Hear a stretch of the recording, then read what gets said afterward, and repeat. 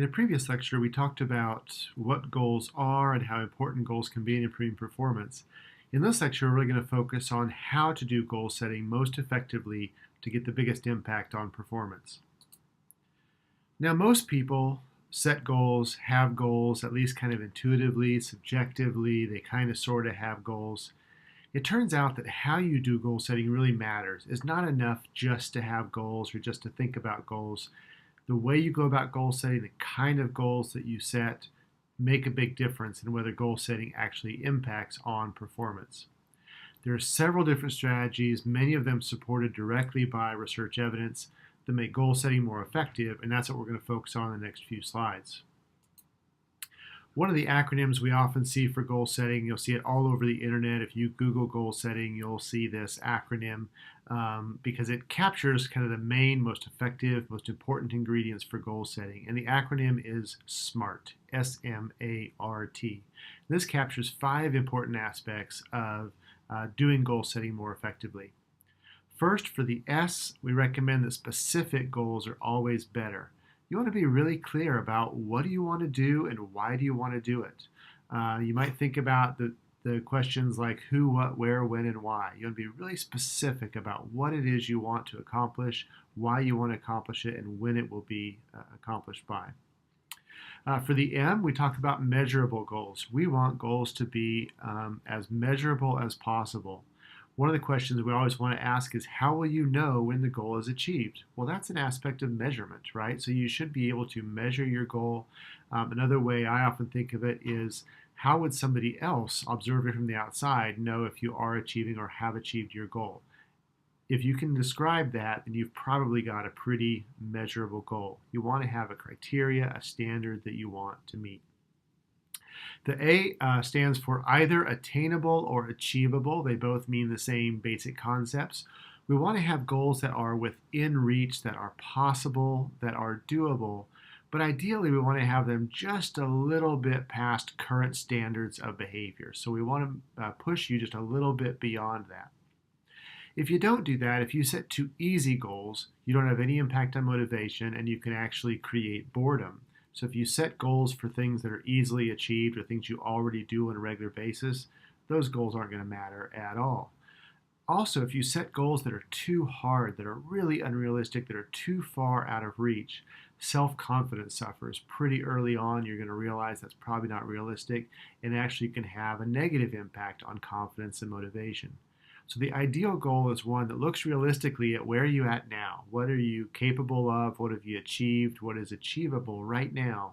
And set a goal just a little bit beyond that. That's the most, what we mean by an attainable or achievable goal. We don't mean they should be easy. They should be challenging, but we also don't want them to be really out of reach. So it really requires us to be thoughtful about it. The R stands for relevant. We want relevant goals. We want goals that are going to matter. So you don't want to set goals for things that aren't important to you. Set goals for things that aren't consistent with your values or what you want to achieve. You want your goals to be really consistent with what you really want and relevant to your overall big goals you want to achieve. And lastly, the T in SMART is for time-bound or timely. Goals need to have deadlines. They need to have timelines. They can't just be sometime in the future. You have to set goals. Will those goals be by the end of a season, the end of this week, perhaps the end of a career? Those sorts of things, you want to have goals for when you're going to achieve those, because the timeliness helps create that urgency that leads to motivation. If you have a goal that I just want to achieve something someday, there's no urgency in the here and now. There can be very little impact on performance. So we want to have timely goals. So that summarizes the SMART acronym. And if you just do these in goal setting, you'll be more effective. In addition to SMART, I'm going to offer a few other tips for effective strategies. One of the things you'll often hear sports psychologists say is ink it, don't think it. What they mean by that is write it down. It's not enough to just have the goal somewhere in the back of your mind or somewhere just in your head. It needs to be written down. When we write things down, there's a sense of commitment that comes with that, and that contributes to a positive sense of motivation. And so writing these things down can be really, really helpful. Not only write them down, but post them where you might be able to see them frequently and be reminded of those goals on a daily basis. It's important to use a combination of different kinds of goals. We talked in a previous lecture how performance goals are really ideal, that really sort of guide us to what we want to be doing on a daily basis. But you also need those outcome goals, those goals about winning championships, about becoming an All American, about making the team, or playing at a certain level. Because those outcome goals are kind of the big thing we're reaching for that really generates some motivation and drive in us. But we need the performance and the process goals to help us achieve the step by step, small steps along the way to get to that big goal. So ideally, you want a combination of all these kind of goals. Any one of them alone will probably be less than fully effective. If you're a person who plays team sports, it's helpful to have both individual and team goals. We focus primarily in these goal setting lectures on individual goals, but team goals in team sport contexts are really important. Goals that teams share and that teammates share create a sense of camaraderie, cohesion, build more cooperation. They help teammates hold one another accountable for doing what needs to be done to pursue goals. And so team goals do a lot of things for team dynamics, something we'll talk about in another set of lectures. It's important to have goals not just for the competitions, but for the practices too. Having those little goals for even just today's practice. What do you want to accomplish in today's practice or this week throughout practice? What are the things that you want to accomplish, the things that you want to do that will move you closer to those big goals are important to maintain that day-to-day motivation necessary to achieve the big goals in the long run. And it's important to have both short-term, medium-term, and long-term goals. There's nothing wrong with having long-term goals like becoming an All-American or playing a sport professionally or playing a sport in college or something like that. Those are terrific long-term goals. But you also need those medium-term and short-term goals. So medium-term might be something like for a given season or for a given preseason before competition starts. That'd be a medium-term goal. And short-term goals can go all the way down to what's my goals for today. So having those short-term, medium-term, and long-term goals are more effective than having any one of the three all by itself. Goal setting doesn't always work for folks, and so I thought it might be useful to highlight some of the ways that goal setting can fail, some of the ways it goes wrong, and some tips to try to avoid those potholes. First, it could be a problem to have too many goals and to try to have too many goals in mind.